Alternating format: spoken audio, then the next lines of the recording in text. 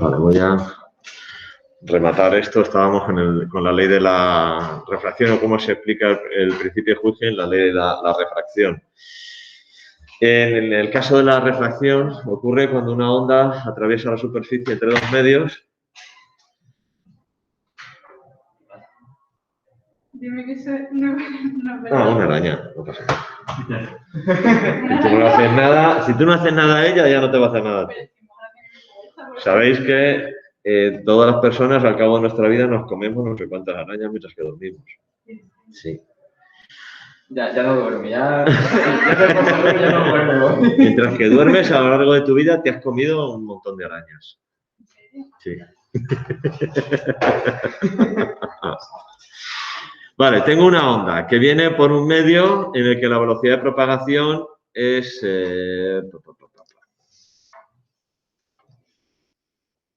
¿vale? Y atraviesa la superficie con otro medio en el que la velocidad de propagación es distinta. Vamos a suponer en este caso que la velocidad de propagación es más pequeña en el medio en el que la onda se refracta y la velocidad de propagación en el medio por el que la onda incide.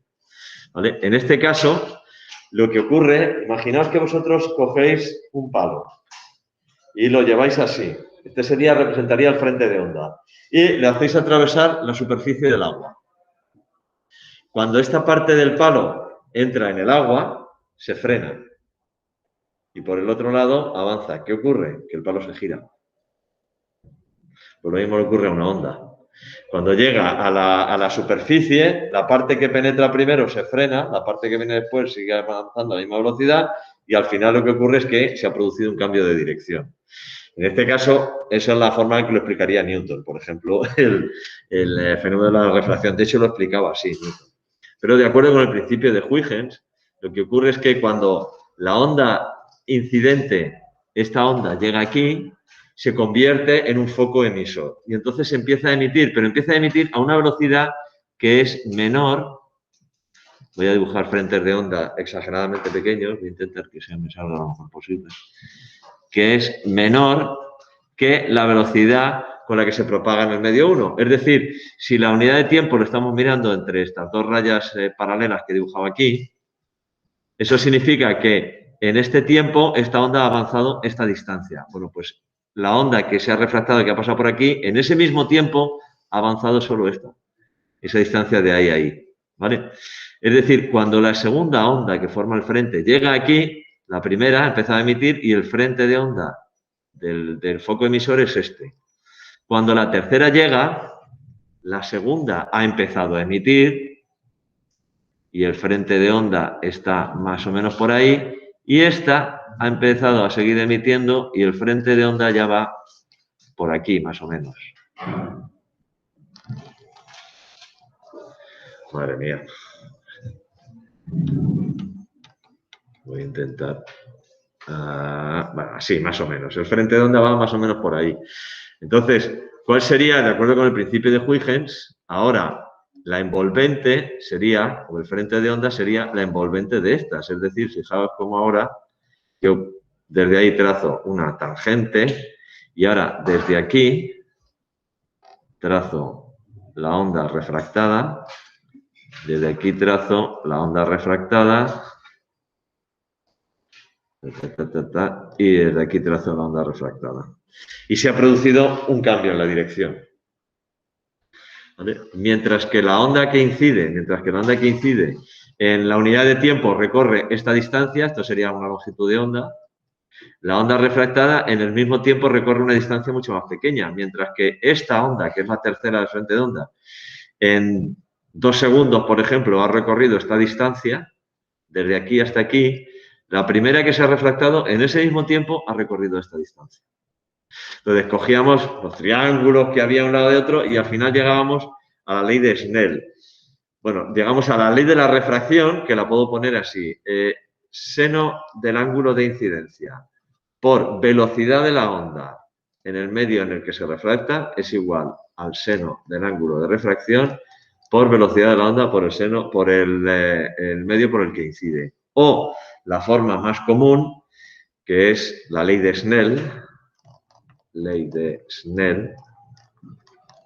que dice que el seno del ángulo de incidencia, bueno, el índice de refracción del medio de incidencia por el seno del ángulo de incidencia es igual a índice de refracción del medio por el que se refracta por el seno del ángulo de refracción, donde el índice de refracción es el cociente entre la velocidad de la luz del vacío y la velocidad de la luz en un medio determinado. ¿Vale? Ese es el índice de refracción, que por supuesto son siempre mayores o iguales que 1.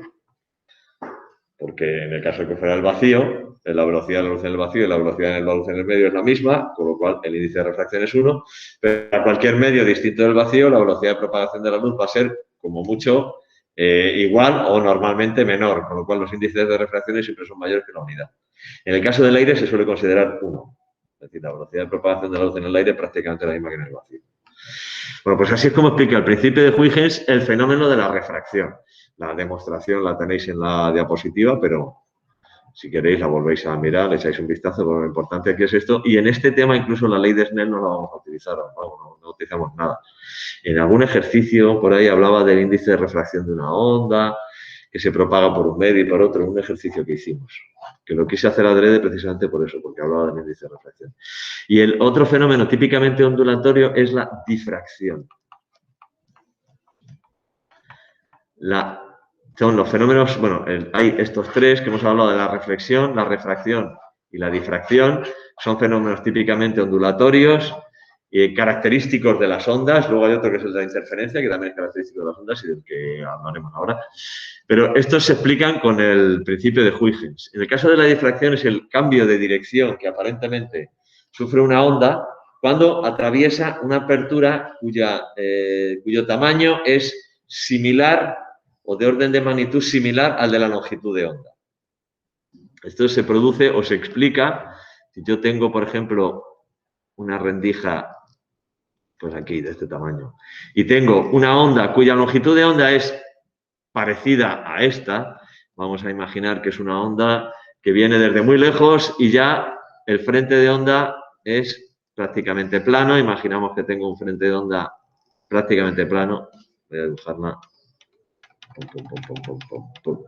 en azul y en rotulador en vez de en este. Tengo el frente de onda es prácticamente plano. Vamos a suponer que este es el frente de onda y pues imaginaos, por ejemplo, las olas en el mar y la apertura en un puerto, por ejemplo, la bocana del puerto, ¿no? Bueno, pues si la longitud de onda, que es separación entre dos crestas, es similar al tamaño de la apertura, cada punto de aquí encontrado se convierte a su vez en un foco emisor. Entonces, el punto que está aquí, justo en el extremo, aquí en este punto, el frente de ondas va a ser así. El punto que está aquí, el frente de onda va a ser así, y el punto, vamos a ver el típico frente, y el punto que está aquí, el frente de onda va a ser así. Con lo cual, si dibujamos ahora la dirección de propagación de la onda, me voy a encontrar que la onda se va a propagar hacia acá, que la onda se va a propagar hacia acá y que la onda se va a propagar hacia acá. Es decir, parece como que ha doblado la esquina. Ese es el fenómeno porque cuando entra luz por una rendijita, en los bordes de la rendija se ve penumbra. Porque es una rendijita muy pequeñita. Si la apertura, en la luz no la apreciamos bien, porque si la apertura es del tamaño de una ventana y hubiera de verdad un foco intenso, yo veo la luz y detrás de la ventana no veo nada. O sea, si yo pongo totalmente a oscuras, si pongo una linterna y una ventanuca delante, yo miro por detrás y en los lados de la ventanuca no veo nada. ¿Por qué? Porque la apertura es muchísimo más grande que la longitud de onda. Si eso lo pudiera hacer con una apertura suficientemente pequeña, se apreciaría. Sin embargo, con el sonido sí que se aprecia. Yo creo que este es el mismo ejemplo que os ponía en su día. Es decir, cuando nosotros vamos por una calle donde hay un cruce, ¿vale? Y nosotros venimos por aquí andando. Por aquí viene un coche. ¿Vale? Antes de ver el coche lo oímos. Sin embargo, no lo vemos. Porque la longitud de onda de la luz que emite este coche, esta sería la onda de la luz, un poco exagerado, fijaos la longitud de onda. La distancia entre crestas es tan pequeña que aquí no se produce difracción. Sin embargo, la longitud de onda del sonido que emite este coche es similar en orden de magnitud a la apertura. Entonces, este punto se convierte en foco emisor de sonido y el sonido sí que me llega. Este punto se convierte en foco emisor de sonido y el sonido sí que llega. El sonido sí que dobla la esquina, la luz no. Entonces, el coche lo oímos perfectamente antes incluso de verlo. Bueno, el verlo solo lo vemos cuando asoma. Sin embargo, oírlo lo oímos perfectamente antes de que asome. Aunque aquí delante no tengamos ninguna pared, es decir, no haya ecos ni cosas de estas, porque ahora mismo, claro, alguien que viene por el pasillo, pues hay ecos en las paredes de enfrente, hay reflexiones de la onda, las ondas de sonido también se reflejan. El eco no es ni más ni menos que eso. Cuando tú en un sitio de esto, eco, tal, oyes el sonido, porque el sonido, la velocidad del sonido, ¿no? Evidentemente no es la de la luz, ¿no? Pero lo oyes al cabo de una fracción de segundo, un segundo, porque se ha reflejado contra la pared. Porque, si os fijáis, si os habéis fijado, en las salas de cine modernas, cuando tú entras en la sala, no se oye nada. La gente habla en voz bajita y los oyes perfectamente a todos. Las salas de cine suelen estar enmoquetadas. Si os fijáis en las paredes suelen estar o enmoquetadas o suelen ser de un material con muchos agujeritos. ¿Para qué? Para evitar la reflexión del sonido. Cuando hay una sala como esta, yo ahora mismo estoy hablando y no sé si lo notáis, pero hay reverberación, que se llama. Hay ecos, lo que pasa es que la diferencia de velocidad la diferencia de distancia es tan pequeña que casi no notamos, pero hay reverberación. Y eso lo que hace es que realmente no se oiga bien, porque lo que estáis percibiendo vosotros ahora mismo es la interferencia de muchas ondas sonoras. No solo oís la onda que llega directamente desde mi garganta, sino la onda reflejada en la pared de detrás, reflejada aquí, reflejada allí, y en realidad estáis oyendo una interferencia. Lo que ocurre es que esa interferencia, bueno, es razonable. Yo, por ejemplo, cuando estoy en un sitio así cerrado, tengo problemas de audición considerables, y cuando estoy en un sitio así cerrado o estoy en una clase y hay alguien que está hablando, no me entero absolutamente de nada. No soy capaz de discernir un sonido de otro. No me entero de nada, hago así. Hago como que estoy oyendo, pero no oigo absolutamente nada. Aquí, como sois tres, bueno, pero con una clase llena, vamos, me pueden llamar de todo que no me entero. Por eso, en los cines, la tendencia actual, en los cines antiguos, las salas eran, pues sala lo que había, y unos altavoces enormes ahí al fondo. ¡Buah! El que estaba delante se le rompían los tímpanos y el que estaba detrás no se enteraba de nada. Y la calidad del sonido pésima. En los cines modernos, que lo que hay habitualmente, si os habéis fijado, muchos altavoces y no muy grandes, porque lo que intentan es focalizarte el sonido para que tú oigas prácticamente solo lo del altavoz que tienes a ambos lados y que oigas un sonido lo más limpio posible, sin reverberaciones, sin ecos, etcétera, etcétera, etcétera. Eso es todo un arte, o sea, diseñar una sala desde el punto de vista acústico es un arte, porque hay que tener en cuenta todo esto. Un ejemplo de cómo no se debe hacer lo tenemos aquí en el auditorio del Miradero. Es penoso. Penoso. Yo fui a ver un musical allí y no me enteré absolutamente de nada. Porque bien, unos altavoces, pues como esta pared de alto en el escenario, todas las paredes de madera, todo tal forradito, tal no sé qué, y una cantidad de ecos, una reverberación. Yo no me enteré absolutamente de nada. O sea, no me enteré de los diálogos, ninguno. Nada, cero. Bueno, pues eso tiene que ver con estos fenómenos de reflexión, de refracción. El sonido también se refracta en el aire. Por eso pasa muchas veces que en el campo te da la sensación de que oyes a gente que está muy lejos, que lo oye. ¿Por qué? Porque el sonido se refracta en las capas más altas de la atmósfera y te vuelve a llegar. Entonces te da la sensación de que estás más cerca de lo que estás, de que se producen fenómenos de refracción no solo en la luz, sino también con el sonido. Bien, el último fenómeno típicamente ondulatorio, que este ya sí que lleva aparejados pues, ejercicios que hemos hecho unos cuantos, es el fenómeno de la interferencia. Vale, vamos a seguir el principio de Huygens, vamos al resumen 4.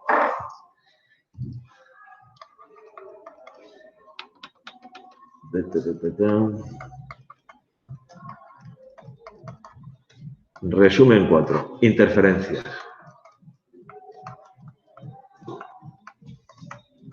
¿Vale? Cuando a un determinado, tengo más de un foco emisor y en un determinado punto llegan más de una onda, la onda resultante es la suma de las dos ondas que llegan. Aquí las situaciones o las posibilidades son enormes, tremendas, muchísimas. Por eso cuando hay mucha gente hablando, a mí me cuesta, porque ya las interferencias son de todo tipo y yo no soy capaz de enterarme de lo que están diciendo. Cuando tenemos una onda un poquito más especial, o sea, lo cuidamos un poquito el tema, pues podemos calcular la onda resultante de esa interferencia.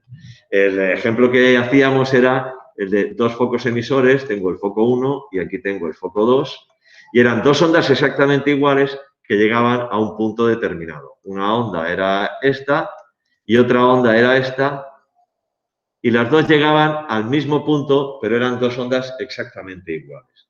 Tenía la onda 1, por ejemplo, que era A, bueno, como la onda es igual, A por el seno de kx1 menos omega t más phi sub 0.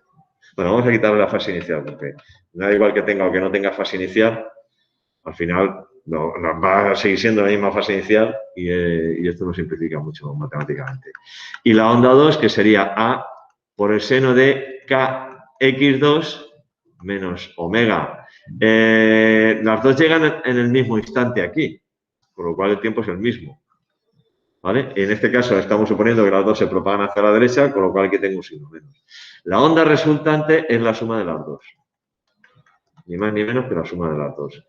Y entonces aquí utilizamos la fórmula de la transformación de sumas en productos, que esa, insisto, siempre la damos, el seno de A más el seno de B es 2 seno de A más B partido por 2, coseno de A menos B partido por 2, que en algunas ocasiones lo veis que lo dan o las dan dada la vuelta.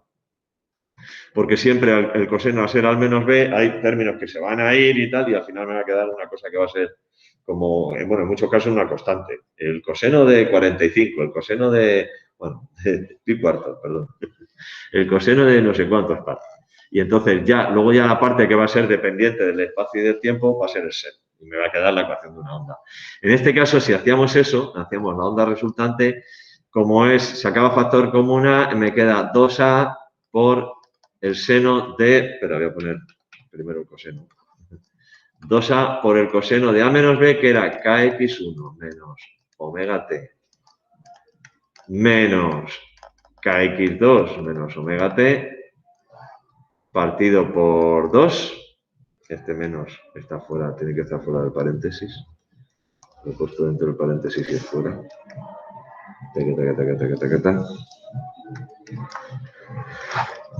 Y el seno de kx1 menos omega t más k por x2 menos omega t, todo esto partido por 2. Total, que al final este menos omega t menos omega t se me iba y esto me queda por kx1 menos x2 partido por 2, es decir, me queda igual a 2a por el coseno de k por x1 menos x2 partido por 2 y por el seno de k por x1 más x2 partido por 2 menos omega t, porque kx1 más kx2 sacas factor común k y te queda k por x1 más x2 partido por 2 y menos omega t más menos omega t es menos 2 omega t que dividido por 2 te queda omega t.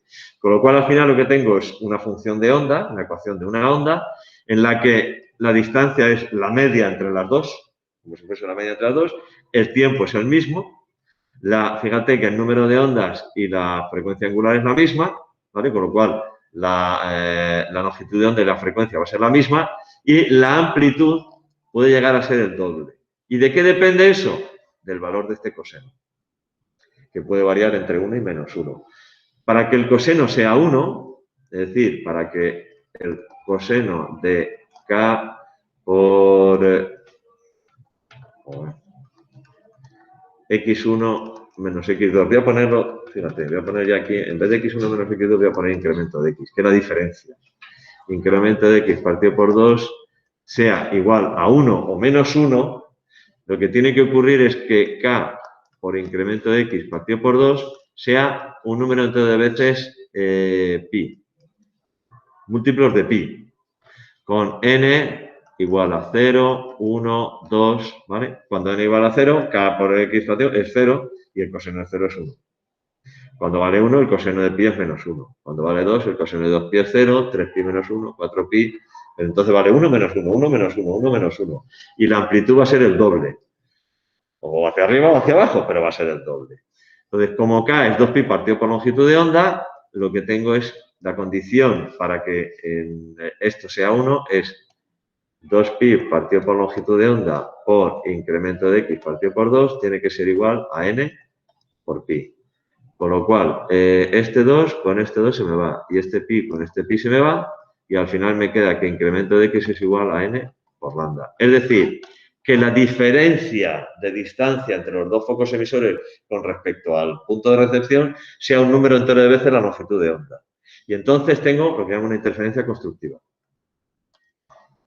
Tengo una interferencia constructiva.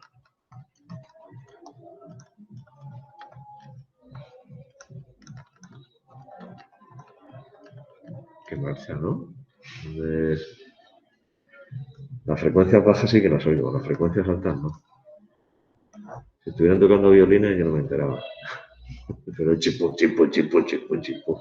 Ese no me falla ni uno. Además, como siempre suena lo mismo. Si tú ahora vas por la calle, a mí me pasa eso, claro, y las frecuencias altas no las oigo, pero digo pasar los coches con la música, esto que lleva la música. Y siempre es el mismo ritmo. Pum, pum, pum, pum, pum, pum, pum, pum, pum, pum, pum. Siempre, siempre, siempre. Hay expertos en música que dicen que se han perdido una cantidad de ritmos tremendos. Desde que apareció el reggaetón, no sé cuánto, la gente ya no hace ritmos, sino que compra una caja de ritmos, le da el botón y ya está. Y se han perdido muchos ritmos que antes existían, ahora ya no. Pero bueno. Vale, la otra posibilidad, hablando de otra cosa, es que k por incremento de x partido por 2 sea igual a 0. Y esto ocurre cuando el producto de k por incremento de x partido por 2 es un número impar de veces pi medios.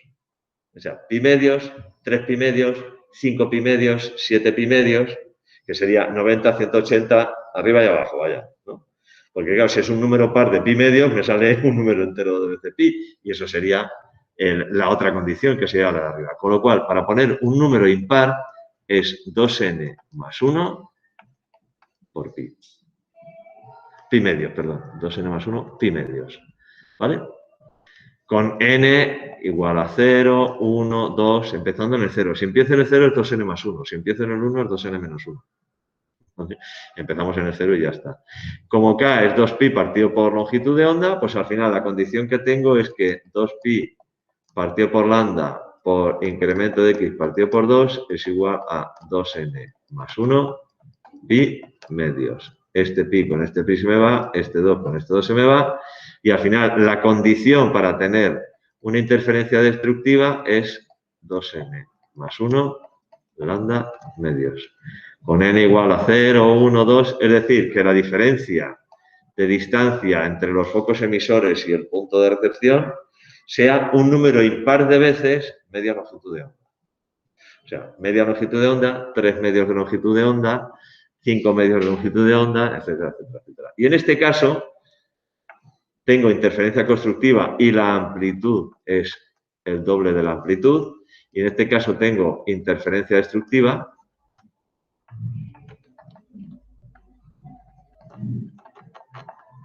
Tengo interferencia destructiva y la amplitud es 0. La onda se anula. ¿Vale? Esto en el sonido es difícil de apreciar, pero si yo tengo dos altavoces, según esto, hay puntos donde si yo no tuviera ninguna reflexión, que claro, que aquí ya claro, tengo tantas reflexiones, tantas historias que llega un montón de sonidos, pero si no tuviera ninguna reflexión, tuviera lo que se llama una cámara anecoica o anecoica, no me acuerdo cómo se llama, que son las cámaras donde prueban micrófonos, etcétera, etcétera. Son unas cámaras, no sé si las habéis visto una vez en televisión, que tienen las paredes forradas como de unas formas que tienen así como forma de cono. Eso lo que evita es que haya ningún tipo de reverberación. O sea, cuando tú entras en una cámara de esa, la sensación es tremenda, porque no oyes nada. Y no estamos acostumbrados a eso. Estamos acostumbrados a oír un ruido permanente, bajito y tal, pero un ruido permanente. Y no oyes absolutamente nada.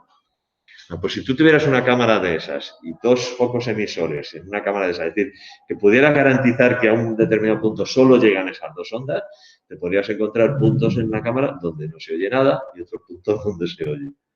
Porque si has eliminado todas las reflexiones, reverberaciones, etcétera, etcétera, etcétera, podría haber. En el caso de la luz sí que se ve. Bueno, lo vamos a estudiar cuando hablemos, y los que hayáis hecho química, habréis visto, cuando habéis hablado del principio de incertidumbre, de la dualidad onda-corpúsculo, lo que habéis hecho química, el principio de de Broglie, que como los electrones cuando pasan por una de estas se comportan como una onda, porque dan un patrón de interferencia. Si tú haces pasar una onda, si tú haces pasar la interferencia, tú la notas, si haces pasar una onda por dos rendijas. Entonces así, abres una rendija, haces así y abres otra rendija. ¿Vale? Si tú haces pasar una onda, por ejemplo, una onda de luz, un haz de luz, a través de una sola rendija, imaginaos que tenemos una pared donde abrimos una rendija y aquí ponemos una linterna. Una linterna que emite luz.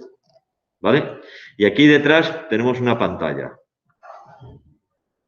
Bueno, pues nosotros lo que vamos a ver, si esa rendija es una raya, lo que vamos a ver en esta pantalla, va a ser una zona central muy iluminada, ¿vale? Una zona brillante, y a los alrededores penumbra.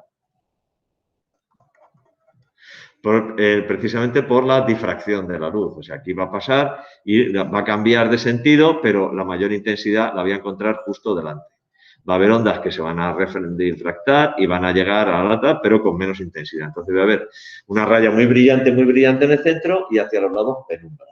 ¿Vale? Esto si lo hago con una sola rendija. ¿Qué ocurre si lo hago con dos rendijas? Si lo hago con dos rendijas, claro, y las rendijas son suficientemente pequeñitas, si lo hago con rendijas muy grandes no voy a ver nada.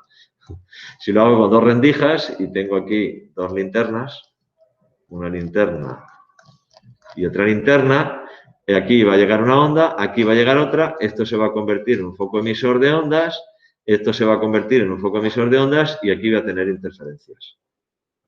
Entonces, aquí delante, en esta pantalla, lo que voy a observar es un patrón de interferencia. En el caso de la luz, el patrón de interferencia se va a traducir en una zona muy brillante, claro, estoy dibujando en oscuro que sería brillante, una zona oscura, una zona brillante, una zona oscura, una zona brillante, una zona oscura, es decir, como una especie de pijama de rayas, con zonas brillantes y zonas oscuras, zonas brillantes y zonas oscuras, zonas brillantes y zonas oscuras. Esto ocurre incluso cuando vemos lo que decía el otro día, los colores. Un color amarillo y un color azul los mezclo, realmente se produce una interferencia que va a dar zonas brillantes y oscuras, pero claro, van a estar tan cerquitas unas de otras que no las voy a apreciar. Y al final lo que voy a ver va a ser la interferencia y voy a ver una onda de color verde. Voy a ver el color verde. ¿Vale? Pero esto es el patrón de interferencia típico de la luz, típico de una onda. Si esto lo hago con una superficie de agua y con olas, me pasa lo mismo.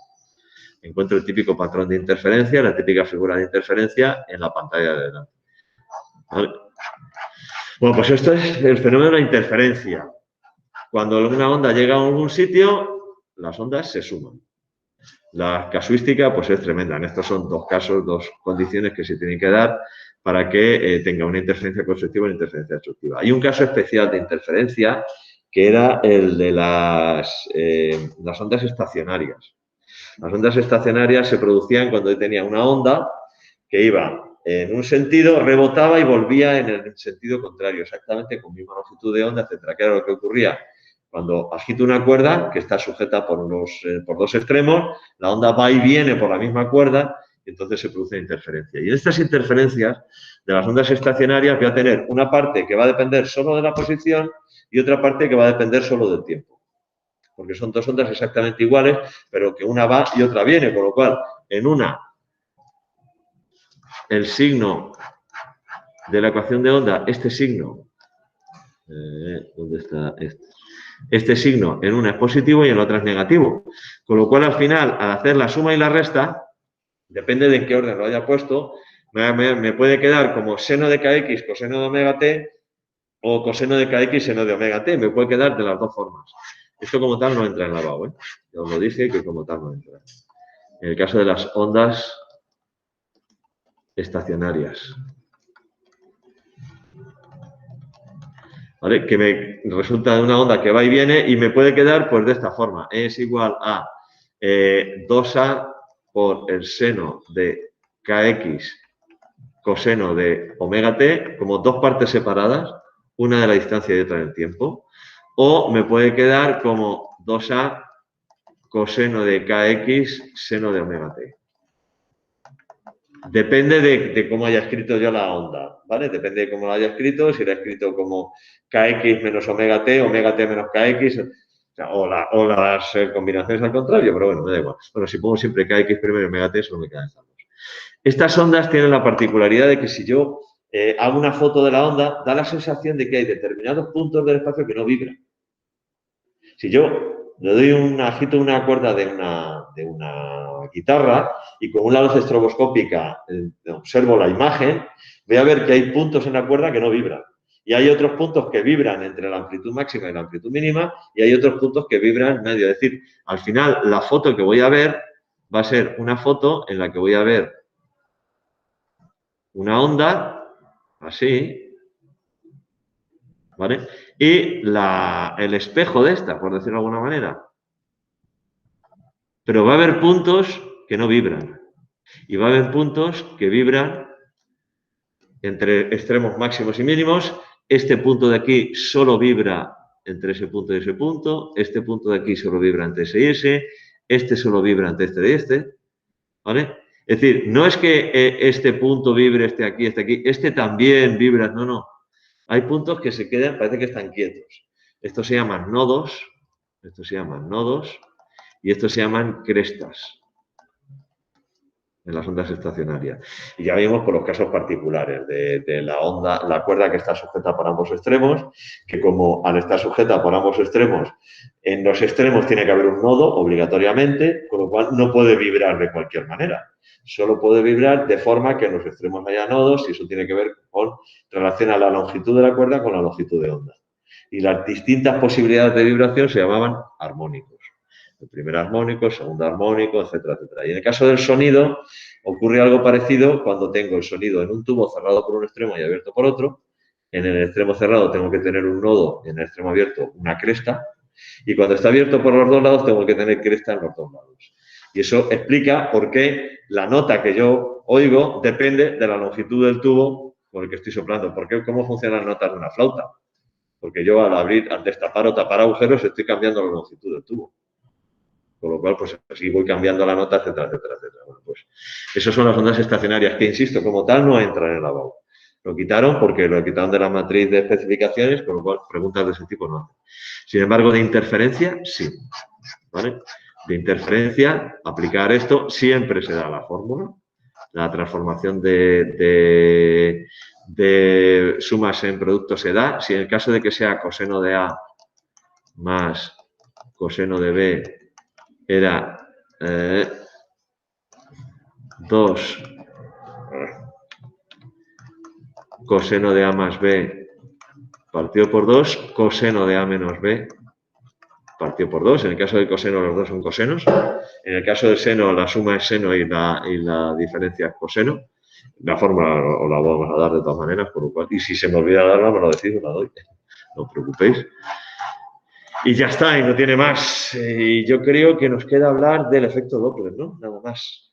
Yo creo que nos queda nada más que hablar de eso. El efecto Doppler, bueno, al final el resumen tiene 5.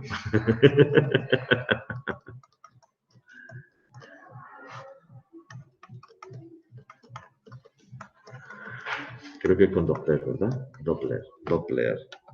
Es el efecto provocado o la percepción o la diferencia entre la frecuencia de la onda percibida y la frecuencia de la onda emitida cuando o bien el foco emisor o bien el receptor se están moviendo, ¿vale?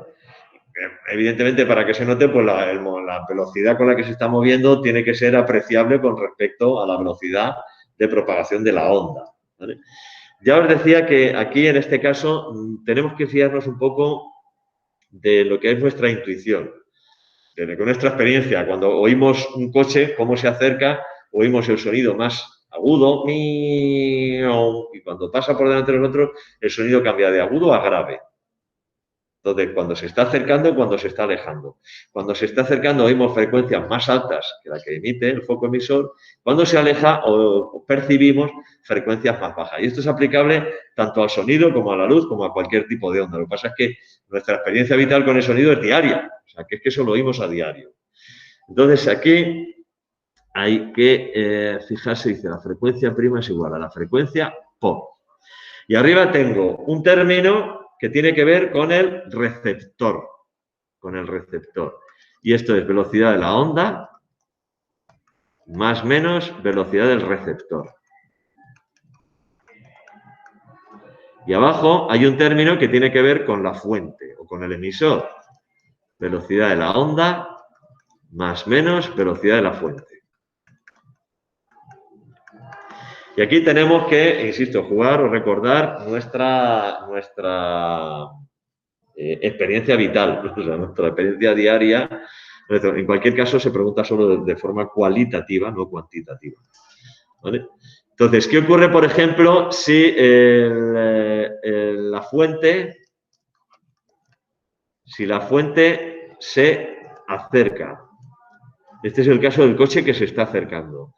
Si la fuente se acerca, mi experiencia me dice que la frecuencia percibida es mayor que la frecuencia emitida, ¿verdad? Si la fuente se acerca y el receptor está en reposo, la velocidad del receptor es 0. Con lo cual lo que tengo es que la frecuencia percibida es la frecuencia emitida. En este caso, si fuera sonido sería velocidad del sonido, pero vamos a ponerlo como velocidad de la onda, partido por velocidad de la onda. Vale, y ahora, para que la frecuencia percibida sea mayor, ese cociente tiene que ser mayor que la unidad. Y para que el cociente sea mayor que la unidad, lo que hay en el denominador tiene que ser mayor que lo que hay menor que lo que hay en el numerador. Por lo cual, aquí va un signo menos. Velocidad de la fuente.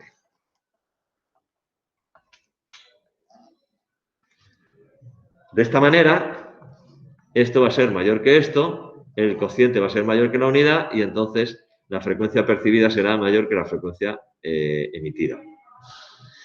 ¿Qué ocurre si la fuente se aleja?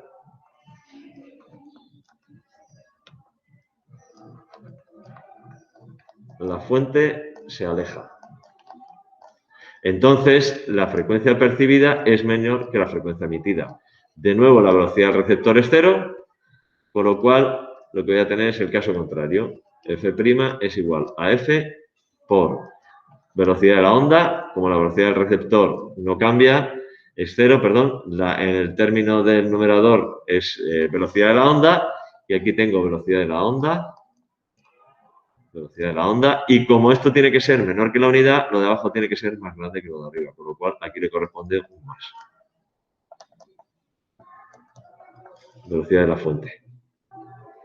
¿Vale? Le sumo la velocidad de la onda, la velocidad de la ambulancia o de lo que sea. ¿Vale? Cuando lo que se mueve es el receptor, puede ocurrir que el receptor se acerque.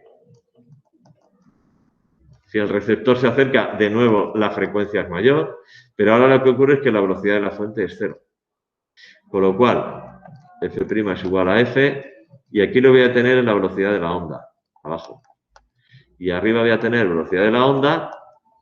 Para que este término, este cociente sea mayor que la unidad, lo de arriba tiene que ser más grande que lo de abajo. Velocidad del receptor.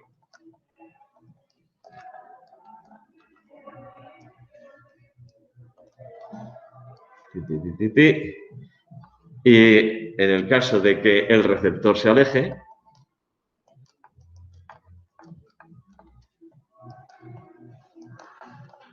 entonces la frecuencia percibida es menor que la frecuencia emitida.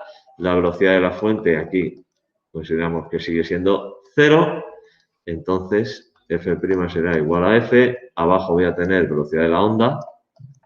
Y arriba, para que este término sea menor que la unidad, sería velocidad de la onda menos velocidad del receptor.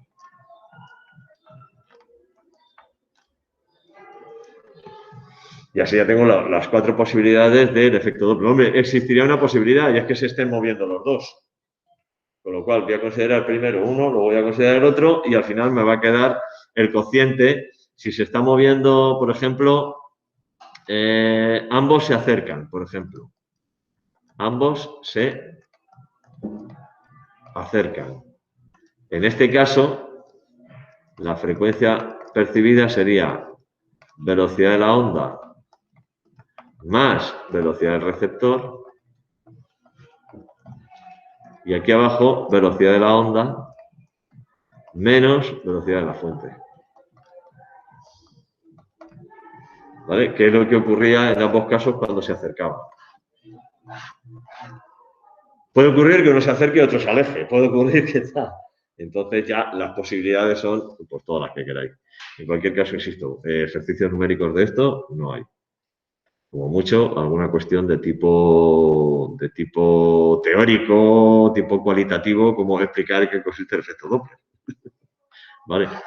Ya sabéis cómo se justifica el efecto Doppler. A ver, si es... Los dibujos, espérate, los dibujos estaban aquí. Los busqué porque explicaban bastante bien dónde están los dibujos. Ahora tengo que encontrarlos.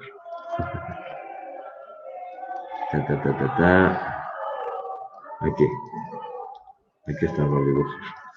¿Vale? Si es el receptor el que se está moviendo, la velocidad de propagación de la onda es la misma. Sin embargo, como yo me estoy moviendo con respecto a la onda, la longitud de onda permanece constante, pero la velocidad, tengo que sumar a mi velocidad la velocidad de propagación porque voy en sentido contrario. Con lo cual, si la longitud de onda permanece constante, pero la velocidad es mayor, la frecuencia percibida es mayor. Porque velocidad de propagación es longitud de onda por frecuencia. Si el receptor se está alejando, la longitud de onda es la misma, pero la velocidad de propagación es la diferencia en este caso. Con lo cual, si la velocidad de propagación es menor y la longitud de onda es la misma, la frecuencia es menor. Cuando lo que se mueve es la fuente, la velocidad de propagación permanece constante en este caso y lo que disminuye es la longitud de onda.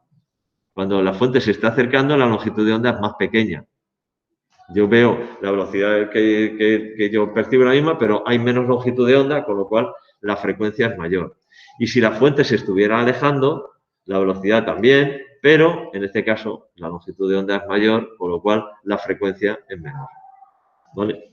Esto ocurre no solo con el sonido, sino también con cualquier onda. De hecho, en el caso de las galaxias, las masas lejanas a la Tierra, se observó hace ya algún tiempo que se produce un desplazamiento hacia el rojo de la luz que emite. Es decir, hacia frecuencias más bajas.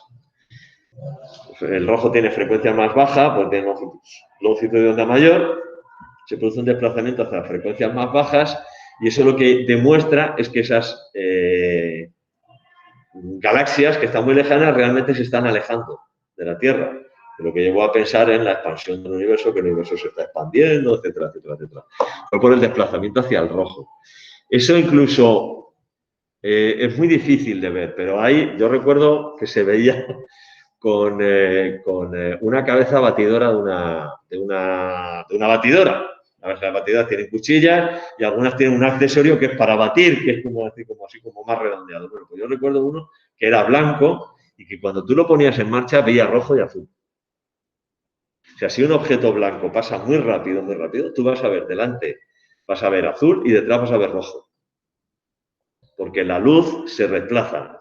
Fíjate que la velocidad con la que se mueve tampoco tiene nada que ver, pero se veía rojo y azul. Se apreciaba incluso en ese objeto, que fíjate que es muy poco científico las cosas como son, pero se aprecia el efecto Doppler en ese caso, ¿vale? Bueno, y creo que no me queda nada más por repasar, ¿no? Yo creo que lo hemos visto todo. Hemos visto las ecuaciones de las ondas, la relación con la energía transportada, la amplitud, energía proporcional con la amplitud. Hemos visto la atenuación, la absorción. Hemos visto el principio de Huygens. Ah, sí, un detalle.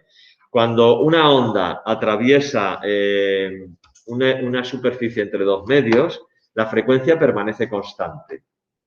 ¿Vale? Vibra con la misma frecuencia, Pero lo que ocurre es que, como la onda se frena, pues la longitud de onda se modifica. Pero la frecuencia no. ¿Vale? Se modifica la longitud de onda, no la frecuencia. Eso cuando atraviesa un medio. Sí. Porque eso salió en un ejercicio. Es que eso va a salir más en el tema que viene, cuando hablemos de verdad, y sobre todo en óptica. En óptica sí que saldrá, y en el tema que viene, que hablaremos de la ley de Snell, no sé si en el que viene o en el siguiente, cuando hablamos de eso. Ya sabe todo eso. ¿Dudas? Tened cuidado con el tema de las unidades. Siempre que pongáis la ecuación de una onda, indicar en qué unidades está todo. No solo la propia función de onda, que puede ser presión si es sonido, puede ser unidades de campo eléctrico si es una onda electromagnética, puede ser una unidad de longitud si es una onda mecánica, una cuerda o algo de eso, sino también las unidades en las que está X y en las que está T. Es importante indicar en qué unidades está todo. Esto en tanto, esto no sé qué y esto no sé cuánto. No vale decir en unidades del sistema internacional, aunque a veces ellos lo dicen. Todo está en unidades del sistema internacional. Bueno, vale, tú tienes que saber cuáles son las unidades del sistema internacional, pero a su vez tienes que expresar correctamente las unidades en las que está todo. Y por lo demás, pues los ejercicios son el tipo de ejercicios que hemos estado haciendo. Que me dan los parámetros de una onda, me dan, pues, por ejemplo, frecuencia, longitud de onda, cosas de estas, y a partir de ahí calcular la ecuación de la onda y luego, pues, las diferencias de fase. Así, las diferencias de fase no lo he repasado. Recordáis, fase es lo que está dentro de la función trigonométrica, seno, coseno, eso es la fase. Entonces, puede haber diferencia de fase entre dos puntos separados a una cierta distancia. En ese caso, son dos puntos que están vibrando al mismo tiempo, con lo cual la diferencia de fase va a ser K por la diferencia de distancia, porque si hacéis fase 2 menos fase 1, el término de tiempo se os va a ir, con lo cual va a ser K por incremento de X cuando tengo dos puntos separados a una cierta distancia. Y luego, cuando es un mismo punto en dos instantes determinados, entonces va a ser omega por incremento de tiempo, ¿vale? Porque está a la misma distancia y el término se os va a ir. Y en cualquier caso, la diferencia de fase en radianes, ¿vale? Las ondas doblemente periódicas, porque es periódica en el espacio y periódica en el tiempo. Periódica en el espacio, la onda la dibujo así, ¿no? Tiene una longitud de onda, al cabo de un periodo vuelve a estar exactamente donde estaba. Y periódica en el tiempo, para un mismo punto, pasa repetidas veces por el mismo punto. Aunque la onda yo la dibuje así, cada punto de la onda, a no ser que sea una onda estacionaria, cada punto de la onda está vibrando. Lo que pasa es que esa vibración se propaga. Es el pulso este, bueno, con la onda, el típico ejemplo de la cuerda que está haciendo así, va avanzando, pero cada punto de la cuerda, si lo miro, sube y baja, sube y baja, sube y baja. Vale, y yo creo que no me queda nada más por... bueno, son las 11 ya, con lo cual, apaga y vámonos. Yo creo que no me queda nada más por recordar. Ya mañana empezaremos el tema nuevo y ya hablaremos de la luz y cosas de estas. Y ya, pues tengo que mirar exactamente los estándares por un montón. Ya lo miraré. Pues nada, nos vemos mañana si Dios quiere. ¿Ha sonado ya? Sí. Sí. Pues como no digo nada.